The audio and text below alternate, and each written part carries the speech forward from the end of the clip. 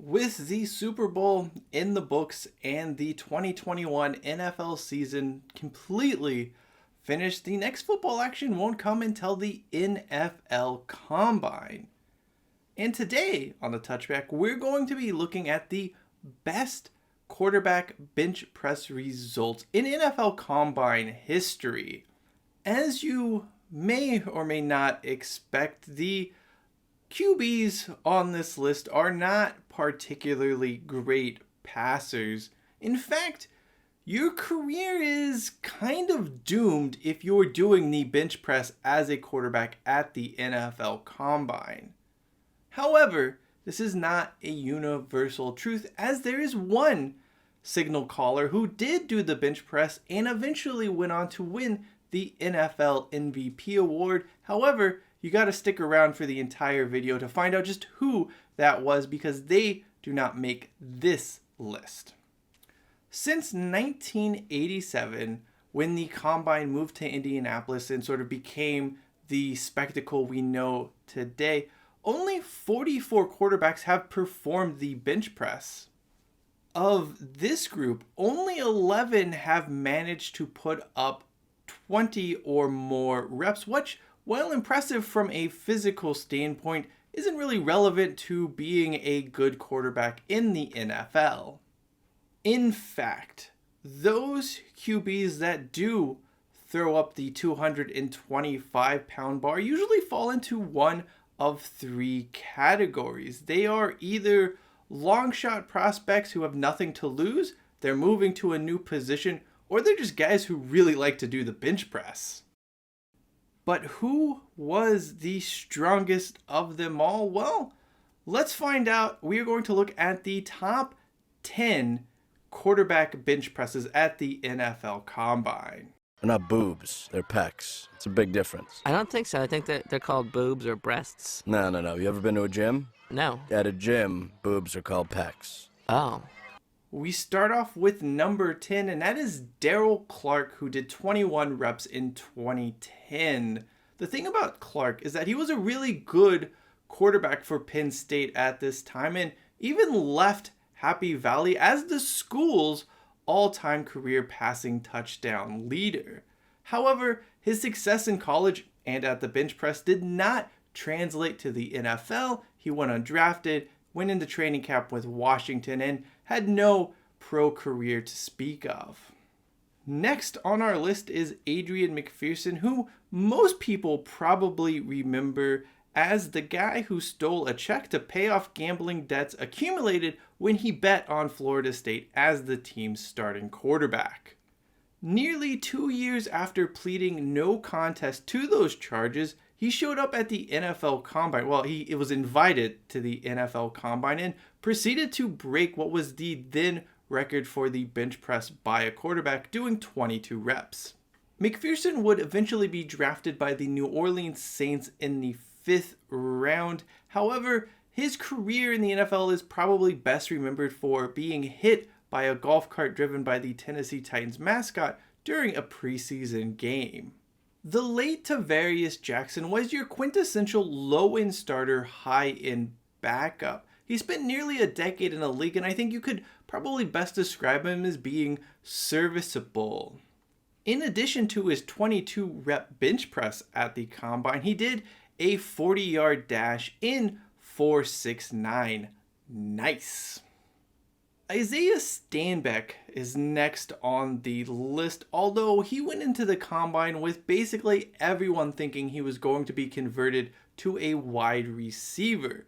That prophecy did come to fruition when the Dallas Cowboys selected him in the 4th round of the NFL draft.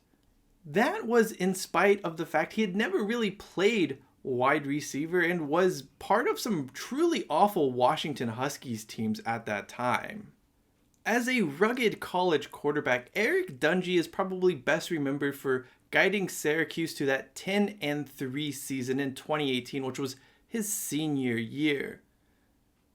Ultimately, though, no one really expected him to make it at the next level, and that has obviously held up. Fun fact about Eric Dungey, he is actually the last quarterback to have performed the bench press at the NFL Combine, putting up a very impressive 22 reps. Coming out of high school, Max Brown was an elite quarterback prospect, holding offers from Alabama, Oklahoma, and USC, opting to attend the latter. Unfortunately, he found himself behind first Cody Kessler and then Sam Darnold at USC. Eventually, he decided to pack up and head to Pitt as a grad transfer. Brown did see the field for a couple of games for the Panthers that year, but would hurt his shoulder in the middle of the season and wouldn't play again.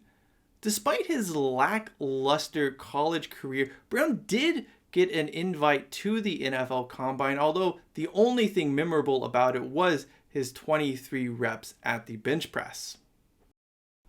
It's kind of crazy to think Jay Cutler lifted 225 pounds 23 times at the 2006 NFL Combine. I guess you could say I was blindsided to learn he outperformed Michael O'Hare that year.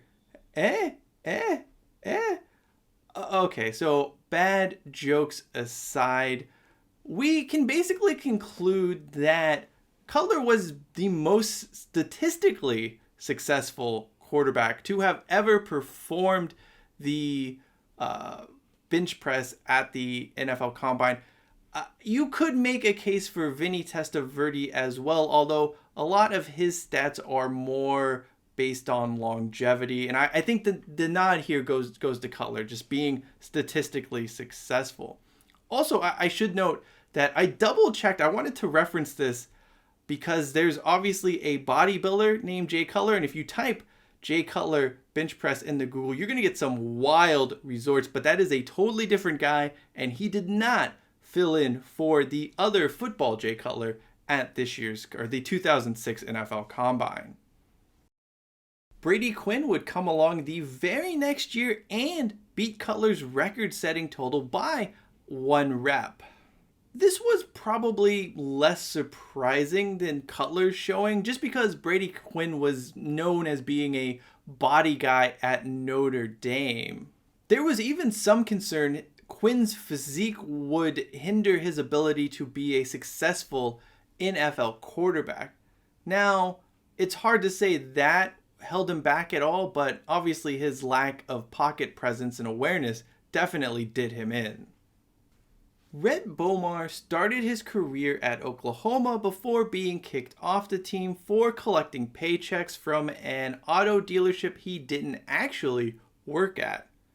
These days they call that an NIL deal, but I digress. Bomar landed on his feet at Sam Houston State in the FCS and played his final 2 seasons there before getting a combine invite. In Indianapolis, the quarterback managed to complete 25 reps, which was good for both second place on this list as well as second place in that draft class when it came to QBs performing the bench press. The former Sooners quarterback's total is pretty crazy when you look at some of the All-Pro and even Hall of Famers that he managed to beat. We're talking about Alan Faneca, Gerald McCoy, Le'Veon Bell, dudes who were known for their strength but couldn't do as many bench press reps as Bomar. Obviously, though, in the scheme of things, it's irrelevant and it's not really a true test of strength, but it's just one of those things that kind of makes you go like, really? Like, that happened? So I just mentioned that Bomar had the second best quarterback bench press performance in the 2009 draft class because he was beaten out by Jason Boltis. The little-known D3 passer came along and jacked up some 26 reps to finish first on this list. Of course, you probably aren't familiar with the signal caller who also punted during his time at Hartwick College. However, he was extremely prolific for the Hawks and finished his collegiate career as the D3 record holder in passing yards and was third in career passing touchdowns. Boltus also held numerous other records in addition to those, and it was this sort of, I guess, statistically overwhelming performance that got his foot at the door in the combine, where he set the record for most reps by a quarterback on the bench press. Earlier, we did mention that one quarterback who did the bench press at the NFL Combine went on to win the NFL MVP.